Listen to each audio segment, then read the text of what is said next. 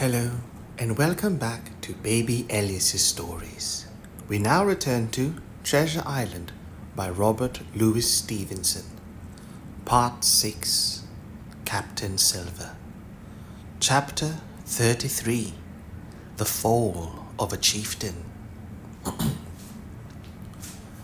There never was such an outturn in this world. Each of these 6 men was as though he had been struck, but with Silver the blow passed almost instantly. Every thought of his soul had been set full stretch like a racer on that money. Well, he was brought up in a single second, dead, and he kept his head, found his temper, and changed his plan before the others had had time to realize the disappointment.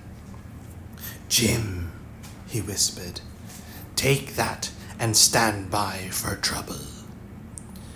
And he passed me a double-barreled pistol. At the same time, he began quietly moving northward, and in a few steps had put the hollow between us 2 and the other 5. Then he looked at me and nodded as much as to say, "Here is a narrow corner," as indeed I thought it was. His looks were not quite friendly, and I was so revolted at these constant changes that I could not forbear whispering, "So you've changed sides again."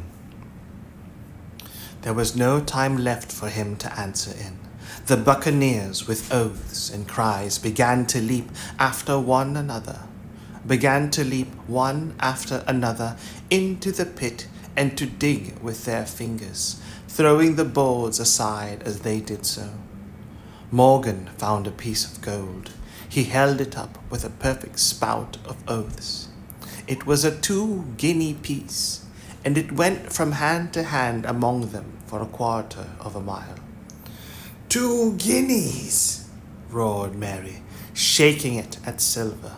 "That's your 700,000 pounds, is it?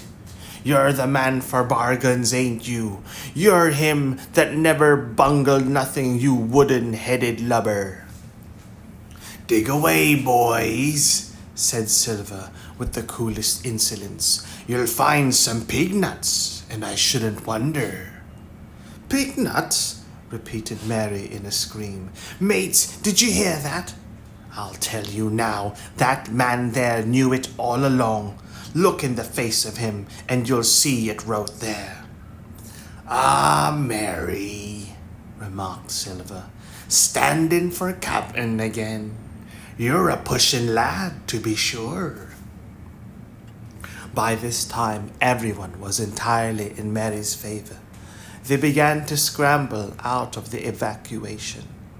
They began to scramble out of the excavation, darting furious glances behind them. One thing I observed, which looked well for us. They all got out upon the opposite side from Silver. Well, there we stood, 2 on one side, 5 on the other, the pit between us, and nobody screwed up high enough to offer the first blow. Silver never moved. He watched them, very upright on his crutch, and looked as cool as ever I saw him. He was brave, and no mistake. At last Mary seemed to think a speech might help matters. "Mates," says he, "there's 2 of them alone there. There's the old cripple that brought us all here and blundered us down to this. The other's that cub that I mean to have the heart of. Now, mates." He was raising his arm and his voice, and plainly meant to lead a charge. But then, crack, crack, crack, 3 musket shots flashed out of the thicket. Mary tumbled head foremost into the excavation. The man with the bandage spun round like a teetotum, and fell all his length upon his side, but he lay dead, but still twitching, and the other 3 turned and ran for it with all their might. Before you could wink, Long John had fired 2 barrels of a pistol into the struggling Mary, and as the man rolled up his eyes at him in their last agony, "George," said he, "I reckon I settled you." At the same moment, the doctor, Gray, and Ben Gunn joined us with smoking muskets from among the nutmeg trees. "Forward!" cried the doctor. "Double quick, my lads. We must head him off the boats." And we set off at a great pace, sometimes plunging through the bushes to the chest. I tell you, but Silver was anxious to keep up with us. The work that man went through, leaping on his crutch till the muscles of his chest were fit to burst, was work no sound man ever equalled, and so thinks the doctor. As it was, he was already 30 yards behind us, and on the verge of strangling, when we reached the brow of the slope. "Doctor," he hailed, "see there, no hurry." Sure enough, there was no hurry. In a more open part of the plateau, we could see the 3 survivors still running in the same direction as they had started, right for Mizzen Mast Hill. We were already between them and the boats, and so we 4 sat down to breathe, while Long John, mopping his face, came slowly up with us. "Thank ye kindly, doctor," says he. "You came in about the nick, I guess, for me and Hawkins, and it's you, and so it's you, Ben Gunn," he added. "Well, you're a nice one, to be sure." "I'm Ben Gunn, I am," replied the maroon, wriggling like an eel in his embarrassment. "And," he added after a long pause, "how do Mr. Silver?" "Pretty well, I thank ye, says you." Ben, murmured Silver, "to think as you've done me." The doctor sent back Gray for one of the pickaxes deserted in their fight by the mutineers, and then as we proceeded leisurely downhill to where the boats were lying, related in a few words what had taken place. It was a story that profoundly interested Silver, and Ben Gunn, the half-idiot maroon, was the hero from beginning to end. Ben, in his long, lonely wanderings about the island, had found the skeleton. It was he that had rifled it. He had found the treasure. He had dug it up. It was the haft of his pickaxe that lay broken in the excavation. He had carried it on his back in many weary journeys from the foot of the tall pine to a cave he had on the 2-pointed hill at the northeast angle of the island. And there it had lain stored in safety since 2 months before the arrival of the Hispaniola. When the doctor had wormed this secret from him on the afternoon of the attack, and when next morning he saw the anchorage deserted, he had gone to Silver, given him the chart, which was now useless, given him the stores, for Ben Gunn's cave was well supplied with goat's meat, salted by himself. Given anything and everything to get a chance of moving in safety from the stockade to the 2-pointed hill, there to be clear of malaria and keep a guard upon the money. "As for you, Jim," he said, "it went against my heart, but I did what I thought best for those who had stood by their duty, and if you were not one of those, whose fault was it?" That morning, finding that I was to be involved in the horrid disappointment, he had prepared for the mutineers. He had run all the way to the cave, and leaving the squire to guard the captain, had taken Gray and the maroon and started, making the diagonal across the island to be at hand beside the pine. Soon, however, he saw that our party had the start of him, and Ben Gunn, being fleet of foot, had been dispatched in front to do his best alone. Then it had occurred to him to work upon the superstitions of his former shipmates, and he was so far successful that Gray and the doctor had come up and were already ambushed before the arrival of the treasure hunters. "Ah," said Silver, "it were fortunate for me that I had Hawkins here. You would have let old John be cut to bits, and never give it a thought, Doctor." "Not a thought," replied Dr. Livesey cheerily. And by this time we had reached the gigs. The doctor, with the pickaxe, demolished one of them, and then we got aboard the other and set out to go round by sea for North Inlet.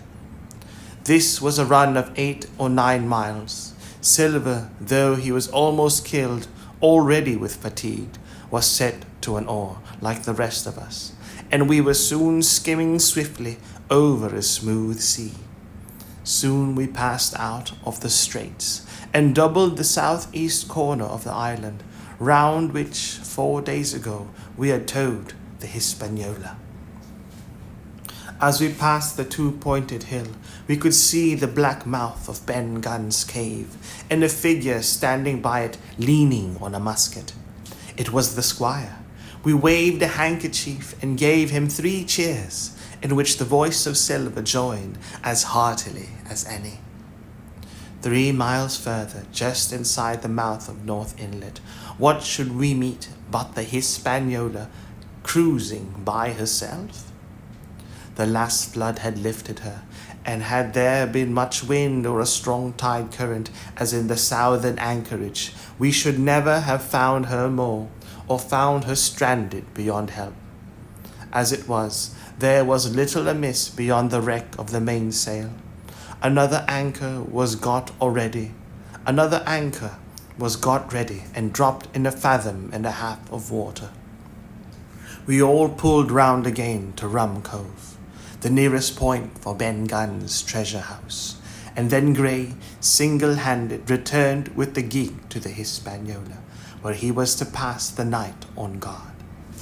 A gentle slope ran up from the beach to the entrance of the cave.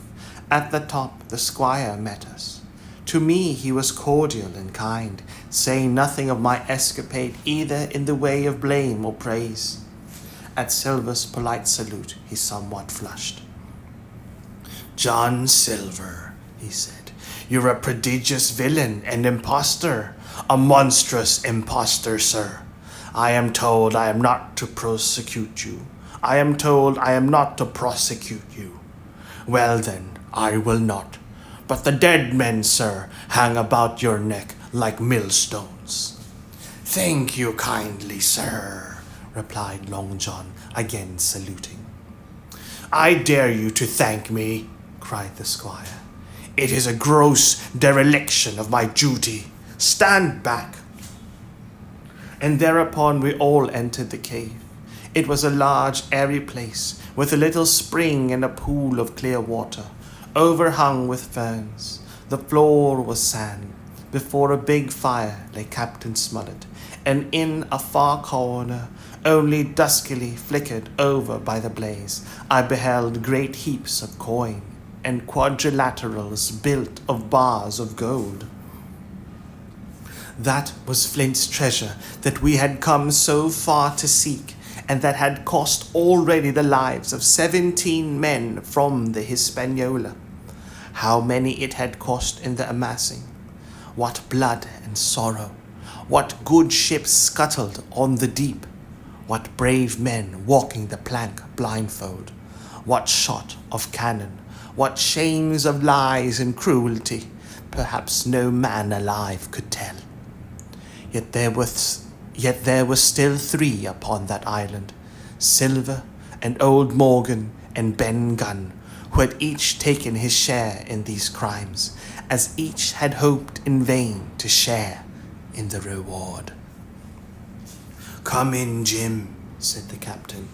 "You're a good boy in your line, Jim. but I don't think you and me'll go to sea again. You're too much of the born favourite for me. Is that you, John Silver? What brings you here, man?" "Come back to me duty, sir," returned Silver. "Ah," said the captain, and that was all he said. What a supper I had of it that night, with all my friends around me, and what a meal it was, with Ben Gunn's salted goat, and some delicacies, and a bottle of old wine from the Hispaniola. Never, I am sure, were people gayer or happier, and there was Silver, sitting back almost out of the firelight, but eating heartily, prompt to spring forward when anything was wanted, even join quietly in our laughter, the same bland, polite, obsequious seaman of the voyage out.